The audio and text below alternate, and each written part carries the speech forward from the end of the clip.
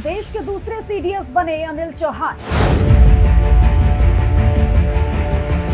कौन है नए CDS lieutenant general Anil Chauhan? जानिए सीडीएस को चुनने की पूरी प्रक्रिया। क्या होती है सीडीएस की जिम्मेदारियां? देश के पहले chief of defence staff general Bipin Rawat की शहादत के 10 महीने के बाद केंद्र सरकार ने नए CDS lieutenant general Anil Chauhan के नाम की घोषणा कर दी है।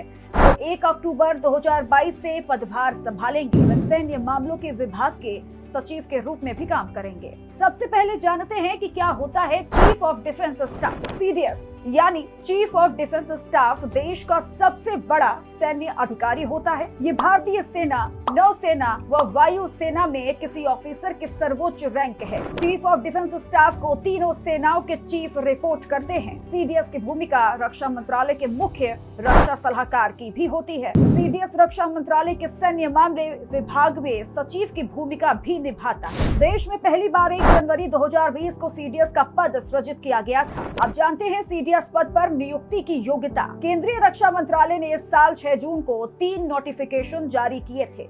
इस नोटिफिकेशन के अनुसार सीडीएस के तौर पर तैनाती के लिए किसी भी मिलिट्री जनरल में 2 योग्यताएं होना अनिवार्य माना गया था। कोई भी अधिकारी, चाहे वे रिटायर्ड हो या अवकाश प्राप्त, उसे जनरल या कम से कम लेफ्टिनेंट जनरल रैंक का ही होना चाहिए। नियुक्ति के समय अधिकारी की आयु 62 साल से कम होनी चाहिए। केंद्र सरकार चाहे तो उसका कार्यकाल 65 साल की उम्र तक बढ़ा सकती है। खास बात यह है कि सरकार ने योग्यता नियमों में ये बदलाव कर सीडीएस पद के दावेदारों का दायरा बेहद बड़ा कर दिया था। इस सेना के तीनों विंग्स के चीफ ही नहीं बल्कि उनके नीचे काम कर रहे स्टार ऑफिसर्स पर भी दावेदार बना दिए। साथ ही एक तय समय के दौरान रिटायर हुए जनरल या लेफ्टिनेंट जनरल को भी इस पद पर तैनात करने की राह खुल गई थी। वहीं इससे पड़ने वाले प्रभाव का अंदाजा ऐसे लगाया जा सकता है कि बुधवार को सीडीएस बनाए गए लेफ्टिनेंट जनरल अनिल चौहान पिछले साल 31 मई को ही रिटायर हो चुके थे। 18 मई 1961 को जन्मे लेफ्टिनेंट जनरल अनिल चौहान को 1981 में भारतीय सेना की 11वीं गोरखा राइफल्स में कमीशन किया गया था। वे राष्ट्रीय रक्षा अकादमी, खड़कवासला और भारतीय सैन्य अकादमी देहरादून के पूर्व छात्र हैं। उन्होंने उत्तरी कमान के बारामूला सेक्टर में मेजर जनरल के पद पर एक इन्फेंट्री डिवीजन की भी कमान संभाली है। सितंबर 2019 से पूर्वी कमान के general officer commanding in chief बने और 31 मई 2021 को सेवा से सेवानिवृत्त होने तक इस पद पर बने रहे।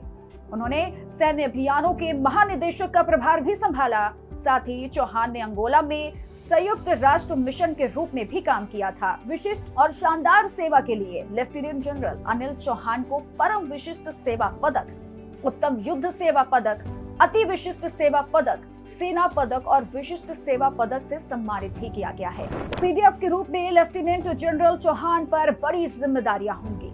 सैन्य अभियान में तीनों सेनाओं की सहभागिता सुनिश्चित करना, सभी सेनाओं के संसाधनों का बेहतरीन इस्तेमाल करना, नए थिएटर कमांड्स की स्थापना, सीमित बजट में थिएटर कमांड्स और अन्य सांगठनिक बदलावों के जरिए देश की सैन्य शक्ति को बेहतर बनाना। हमें आशा है लेफ्टिनेंट अनिल सिंह चौहान नए सीडीएस के तौर पर शहीद जनरल बिपिन रावत के अधूरे काम को पूरा करेंगे ताकि सुरक्षित और सशक्त भारत बन सके। ऐसी ही और वीडियो देखने के लिए हमारे YouTube चैनल हिंदी खबर डिजिटल को अभी सब्सक्राइब करें।